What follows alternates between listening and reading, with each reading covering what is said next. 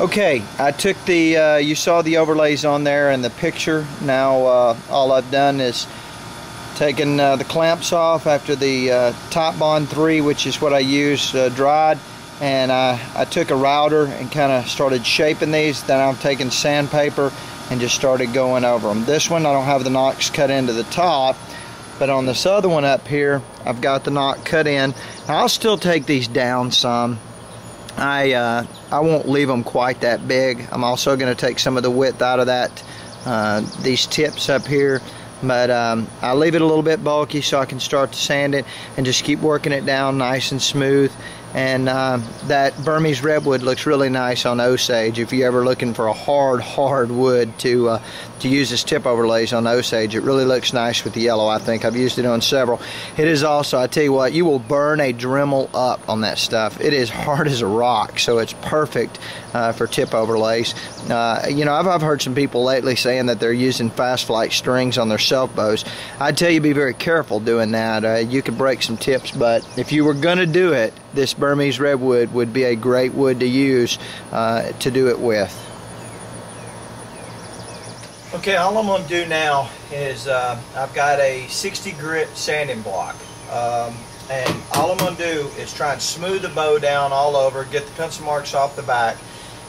You know, when I took it down to this growth ring, I left it, I mean, just on the top of that growth ring. So you got a little bit of room. You want to clean the back up. I start with 60 grit, just lightly go over it, and then drop down to like 120 and get it nice and smooth. Obviously you got to be careful on the back, but you do want to clean it up.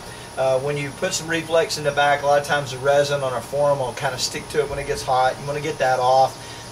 You want to get where the scrape or the draw knife made marks in that growth ring, get that off. So I just lightly sand it down, get the edges smoothed out, get it starting to, I call it dressing it up.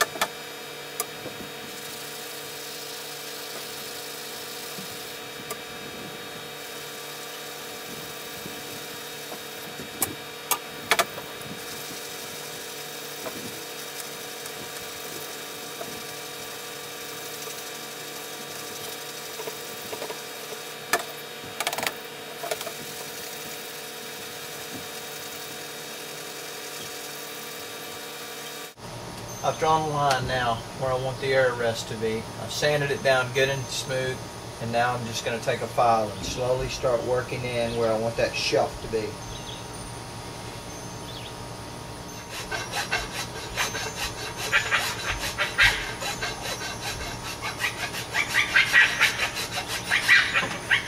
Alright, I think that's enough that you can see.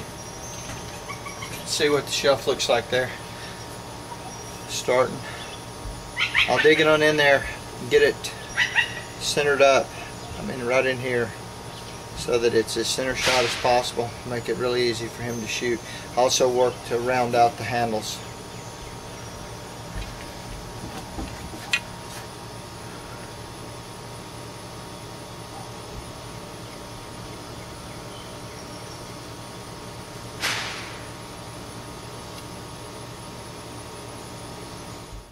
Okay, I've got the bow strung now. I've got it on the tiller board. Kind of see where we're at. We'll warm the wood up some by bending it a little bit first, and then we'll start marking the flat places and the areas that I need to continue to work some wood off of. I just like to warm the wood up.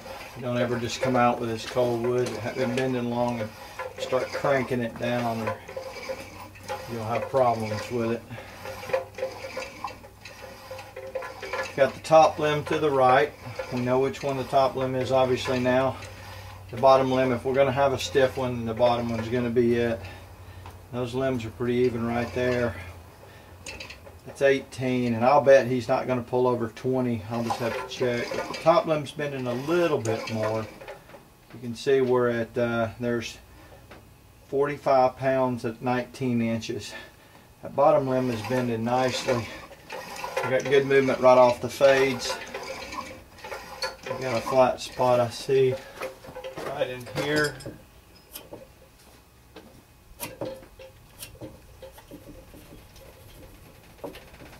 Take some wood there. And that limb should bend a little bit better in there. Okay, actually that limb ain't bending out to there. Go back to this upper limb. Right out of the fade, you can see there's no movement at all on this limb. I knew because of the way we made this wider, it was going to be stiffer. So, going to need to take some wood right in there. You can see now it's not really bending in there. Take that back. Actually, it's bending out to about there. So really, the wood needs to be taken in here. Then we've got good bend going on in that limb. I'm not going to really take any more out of that limb until we catch it up with this bottom limb. I don't want to get ahead one limb to the other. So now we'll go back to a scrape and the vise.